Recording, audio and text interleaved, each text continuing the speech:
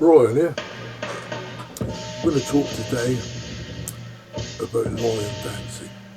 It's traditional for all Kung Fu schools to have a lion dance team.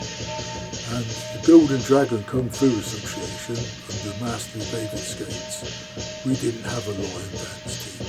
And this is the story about how we developed one. But before we get into that, I'd like to say a few words about lion dancing itself and where it comes from. Back in China during the Tang dynasty, which dates from about 618 to about 906 AD, there were a series of emperors. And one of those emperors had a dream one night. And in the emperor's dream, he was being menaced and he was saved by a strange creature. He told his advisors about his dream, and one of his advisors asked him to describe the strange creature.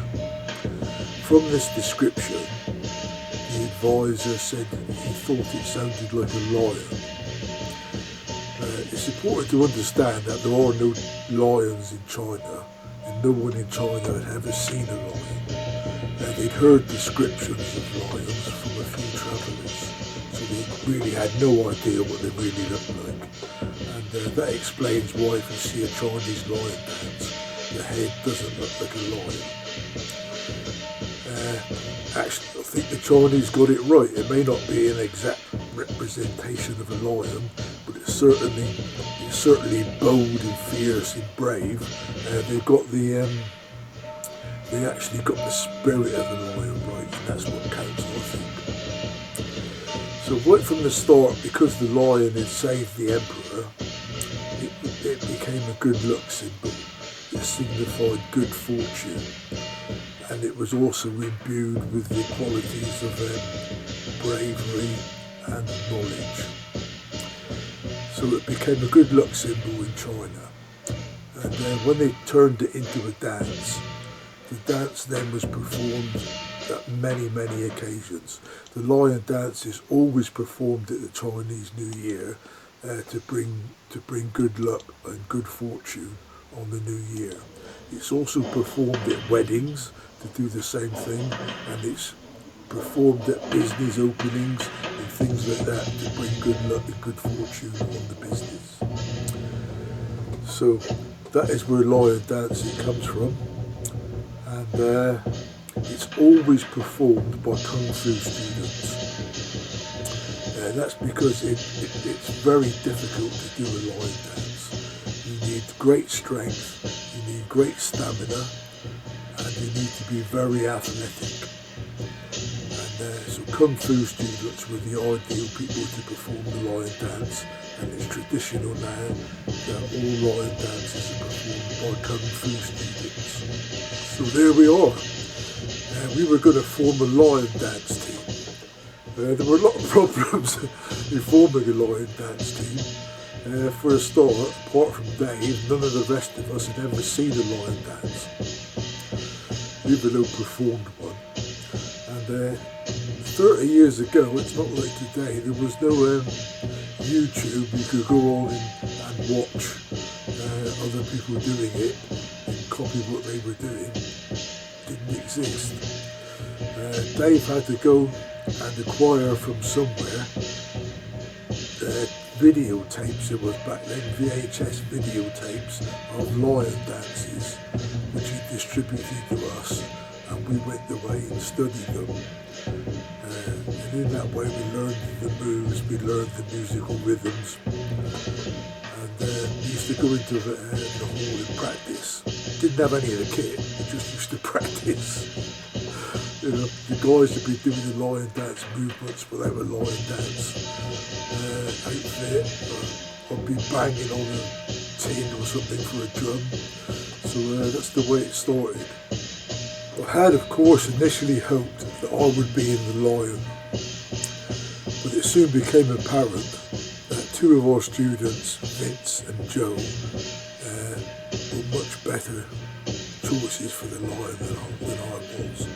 I said before how fit you needed to be a lion dancer, and I think I was stronger of them, and I also had more stamina than both of them. But they had something that I no longer had. They had athleticism, and they were half my age. And I learned one of life's lessons from that. As it says in the Desiderata, surrender gracefully the things of youth. I couldn't move nearly as well as they could, and I wouldn't have been able to do what they did. So I was lucky in that traditionally the master of the school plays the drum, and I was fortunate that Dave didn't want to play the drum, so I got to be the drummer in the Lion Dance team, and my daughter Amber got to play the gong, so it all worked out in the end. When it became apparent that we actually were developing the skills required of a Lion Dance team, Dave bought all the gear. He bought the lion, the drum, the gong, cymbals, and all the rest of it. And then we settled down to practice properly. This was Mark, Dave, Diane, Richard, and myself in Haverhill Sports Centre, just at the time we were discussing starting the Golden Dragon Lion Dance team. And here we are. This is the first incarnation of the Golden Dragon Kung Fu Association Lion Dance team. I am playing the drum, Dave is standing at my left next to the lion, and my daughter Amber is playing the gong. And here we are with a close-up of the last picture, Dave looking cool in his shades. Sadly, these are the only two pictures now in existence of our original Lion Dance team performing. That's me standing behind the lion with the long white hair. And thousands of pictures were taken over the years that I was in the Lion Dance team, but they were real photographs, not electronic ones, and over the 30 years they've all disappeared. So thank you to Dave for these two. And fast forwarding to 2020, and this is the headquarters of the Golden Dragon Kung Fu Association. It's obvious to me that over the last 30 years, the association has not only survived, but it's prospered. There are a couple of lion heads with the drums underneath.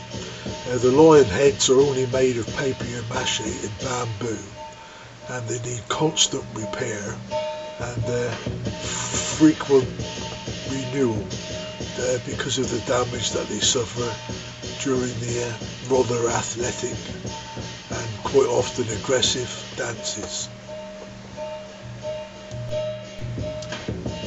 This is the present day Golden Dragon Kung Fu Association Lion Dance team, carrying on the traditions that we started. There is always a monk, and it's the monk's job to tease the lion. Sometimes it's a Buddha. There's always a lettuce which hangs from a high place that has lucky money inside it, and it's the lion's job to reach up and eat the lettuce. The lion then spits out the lettuce and keeps the lucky money. It's usually high enough to make the lion work hard to get it, but not so high that he can't get it, because that would be bad luck. And here they are doing their bit by supporting the air ambulance. When I started this project, I assumed that there were going to be lots of pictures and I'd be spoiled for choice and the video would be quite long. But as that didn't happen, I decided to tell our creation story, how it all came about. I was doing Wing Chun at the time, and I'd seen an advert for a Lau Gar school, and I was intrigued and decided to go along.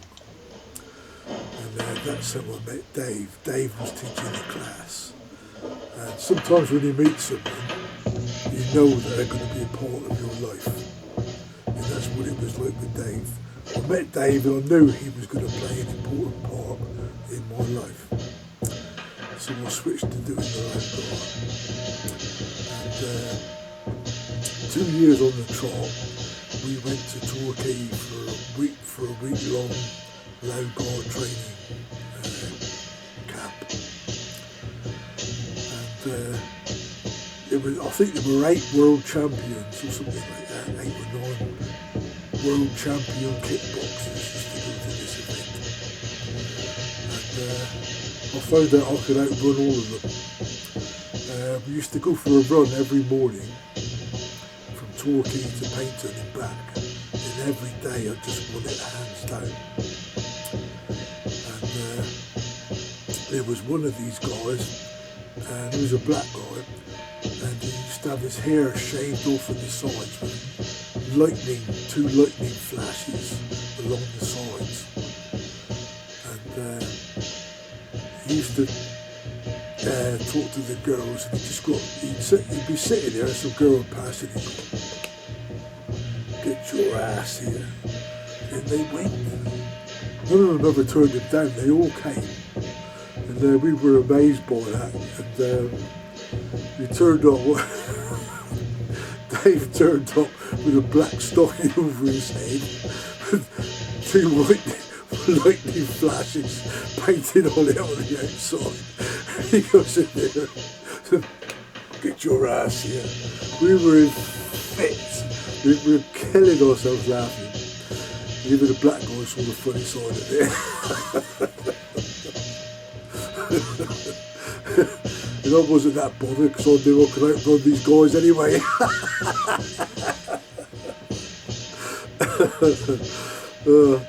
So anyway, after a couple of years, 3 years I think, Dave decided he was going to form his own association. And we were talking about it, and I said, "Well, yeah, I'd like to do that as well," because by then I was getting fed up with some of the political things that were going on with Loud Guard. So Dave started the Golden Dragon Kung Fu Association, and I was a founder member. So that's how the Golden Dragon Kung Fu Association started. As well as the Kung Fu and the Tai Chi and the lion dancing, Dave and I also started the Society of Martial Artists. And I'll show you a thing for that in a minute. But that was a victim of its own success, because we had lots and lots of high-grade people, black belt and above, joining, but nobody else. And we couldn't understand it, but just the high grades weren't enough to keep it going. We found out in the end that the high grades were telling their students they couldn't join because it was only for high grades. So thank you guys, you did us out of a job. That's the way it goes. And yeah, that's about it really of how the Golden Dragon Kung Fu Association came about.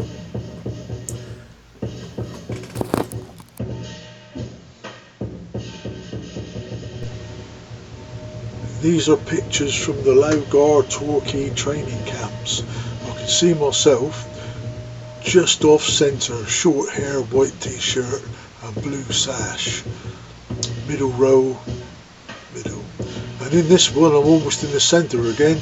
Short hair, black vest, orange sash. I can't see Dave. He must be in there somewhere.